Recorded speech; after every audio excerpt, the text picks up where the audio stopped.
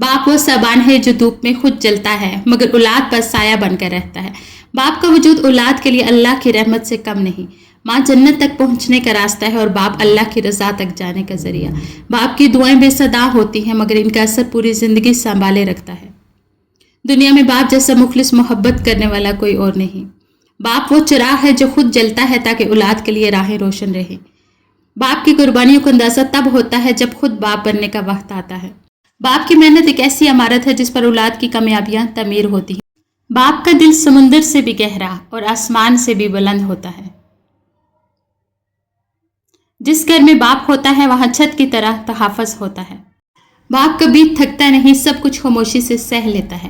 جو اولاد باپ کے قدموں کی قدر نہیں کرتی وہ دنیا میں کبھی کامیاب نہیں ہوتی۔ باپ کے بغیر زندگی درخت کے بغیر سایہ جیسی ہے۔ جب باپ دعا دیتا ہے تو آسمان بھی وہ دعا سن کر جھک جاتا ہے۔ باپ کی مسکراہٹ میں دنیا کی ساری خوشیاں چھپی ہوتی ہیں۔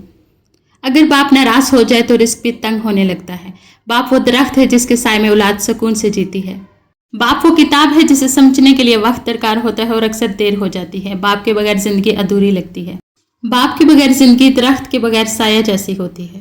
باپ جب دعا دیتا ہے تو آسمان بھی وہ دعا سن کر جھک جاتا ہے۔ باپ کی مسکراہٹ میں دنیا کی ساری خوشیاں چھپی ہوتی ہیں۔ باپ وہ درخت ہے جس کے سائے میں اولاد سکون سے جیتی ہے۔ باپ وہ کتاب ہے جسے سمجھنے کے لیے وقت درکار ہوتا ہے اور اکثر دیر ہو جاتی ہے۔ باپ کے بغیر عید خوشی نہیں بلکہ اداسی کا دوسرا نام ہے۔ باپ ایک خواب ہے جس کی تعبیر اولاد کی کامیابی